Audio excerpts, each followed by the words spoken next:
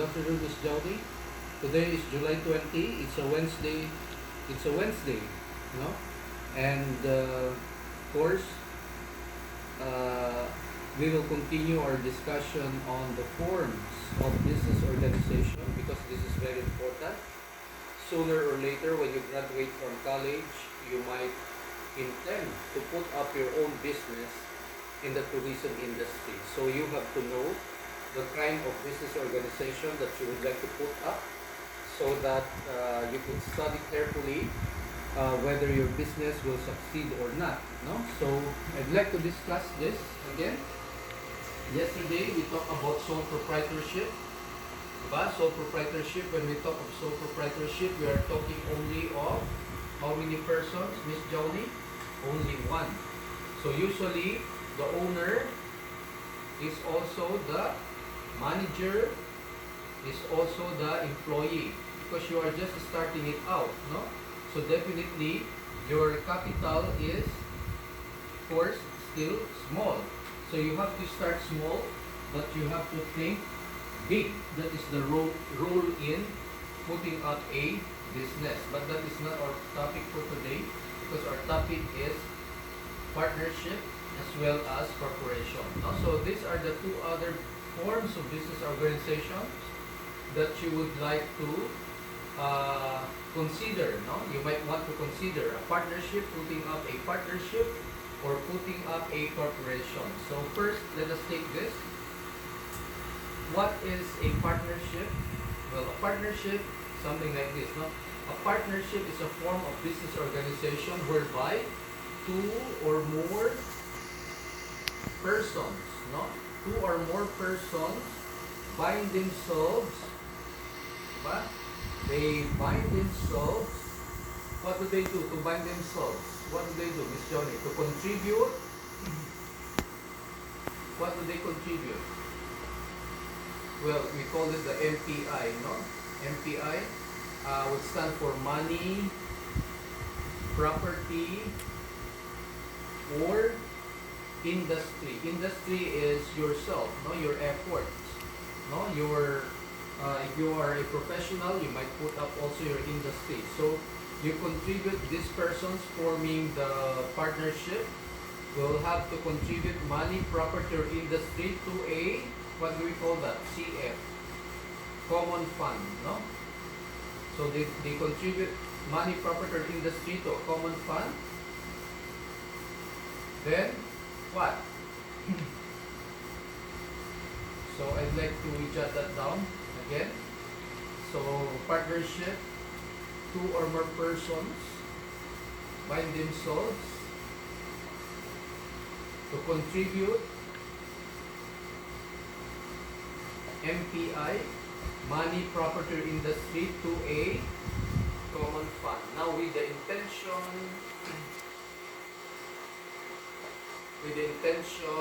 of dividing the profits among themselves.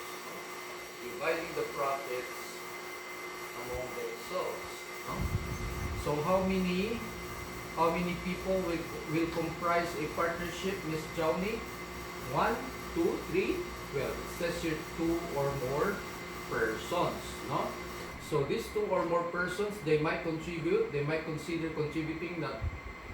Well, a partner may contribute money, the other partner may contribute property, or the other one may be industry himself, his professional expertise, no? And then of course, remember this, with the intention of dividing the profits among themselves, no? So now, that is the definition of a partnership. Now, I told you, where do you register your partnership, Miss Johnny? Well, you register your partnership with the SEC, no? Securities and Exchange Commission. Securities and Exchange Commission, no?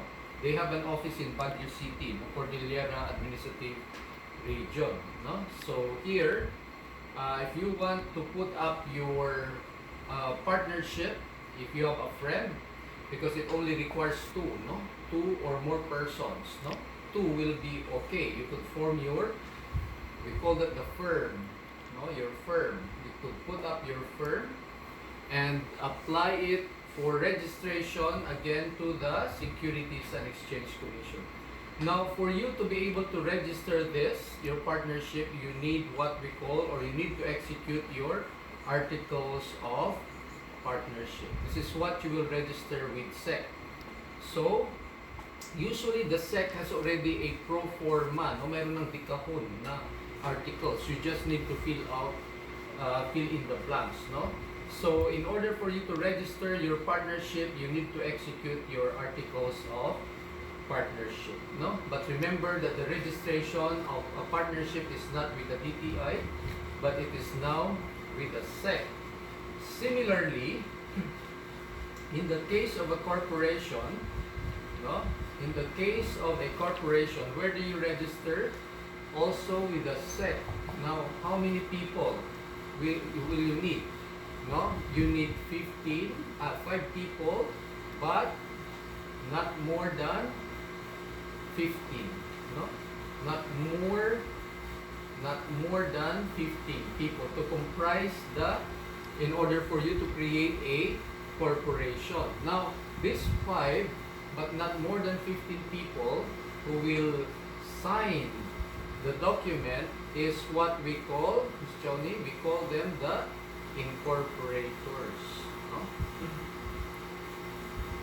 The people who will, and they are called incorporators because they have to sign what we call the articles of incorporation.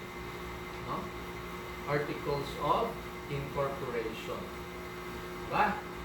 So in short, there will be 5 or not more than 15 people who will be signing this document called the Articles of Incorporation, which you will be filing at the SEC, and the people who will first sign these articles are called the incorporators, no? In order for you to create your own company. Now, that is only with respect, I told you again, Ms. Johnny, that is only with respect to the registration requirement, no? Registration. That is only with respect to registration, because the requirement on licensing is different, no? Registration will be at the SEC, and then for the licensing requirement, of course, you go to the LGU, the local government unit, where you intend to put up your partnership or your corporation. Clear? So these two are different, no? These two are different. They are being handled by different agencies, government agencies. Okay, clear so far, Ms. Johnny? Now, when we talk of a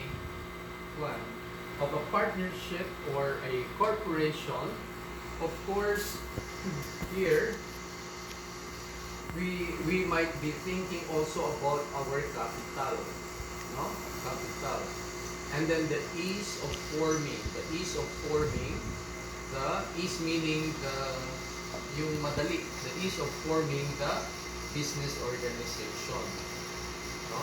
So which one do you think is a lot easier to form? Of course, because this is smaller, no? This is smaller. This is a lot easier to form than that one, no? Than a corporation. Now, when you go to the SEC, no? The SEC is the Securities and Exchange Commission. When you go to the SEC and you say to them, you tell them that I would like to register my partnership or I would like to register my corporation, they will ask you to name 3 possible names. They will ask you that, no? 3 possible names of your partnership. So you have to be ready. No, because they still have to check that out. 3 possible names of your partnership or corporation. Why is that? Because it has to be distinct. No? Dapat nag-iisa yung name ng partnership mo or your corporation. So when you go there, think already of 3 possible names of your partnership or of your corporation, and of course, the one that you would like to be the name of your partnership or your corporation should be put in number 1. Then the in case this has already been registered, then you put another name 2, 3, and if number 1 does not have any similar name, then they will register that, no? Basta ang sinasabi ko lang, you have to think already of 3 names, possible names of your partnership or corporation, because they will be asking you that. You will be writing that down in a piece of paper. Then they will have to check whether there is already an existing name by what you have proposed. Then they will cross that out. No, if there is already a similar name of that, they go to number 2. Then if this name does not have any similarity yet, then they register that. Okay? Clear so far, Miss Johnny? And then what do you need again for you to register your partnership or your corporation? What is the document that you need to execute and bring that to the SEC so that they will register your partnership or your corporation? Well, of course, they will require you the articles of, what's that? Partnership, in the case of partnership, no? Articles of partnership. And if it is a corporation that you would like to register, then they will require you to submit your articles of incorporation. Now, that is not the only one. Usually, they will require you to submit also the bylaws. No? The bylaws as to how your partnership or your corporation will be governed. These 2 documents come hand in hand. No? These 2 documents come hand in hand.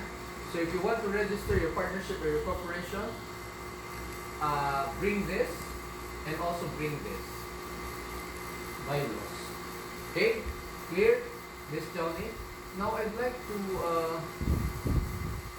discuss the 2 major types of a company or a corporation. And we have this, what we call the stock corporation. No, stock corporation. Or corporations, and then we have the non-stock corporations. So here, there is what we call a capital stock. No? There is a capital stock divided into shares. No? That's why we call it the shares of stock. Here, because this is non-stock, no capital stock. No? So these are 2 different kinds of corporations which we will be discussing sometime. No capital stocks. This one, there are capital stocks, and this capital stocks has been divided into different shares. No, we'll be discussing this some other time. Usually, for non-stock corporations, these are usually corporations that have been incorporated for charitable, no, religious, ganon, civic, professional, no, professional groups, no. This was charitable, religious, civic, professional groups. This fall under what we call the non-stock corporations. This one, these are corporations that are profit motivated. Remember this because this has implications under the law, especially when it comes to taxation, no, purposes. No? So one is profit motivated, the stock corporations. The other one, usually if you could see charitable, religious, civic, professional, they are not profit motivated. Okay? Clear? So far, Miss Johnny? Now, of course, when you decide as to what form of business organization you would like to put up, you have to consider also the advantages as well as disadvantages. And this will be your assignment. Advantages, disadvantages of putting up the different forms of business organization. So this is your assignment, but your assignment which you have to write down on a yellow sheet is this, no? This will be assignment number 8, no? Assignment number 8. Number 1, take this down, Miss Johnny. what are the different kinds of corporations? No?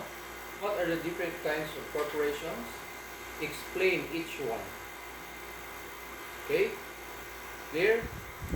Now, number 2, what are the advantages of forming a corporation?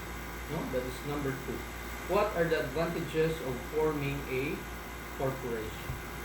So we will continue on this next meeting. Good afternoon.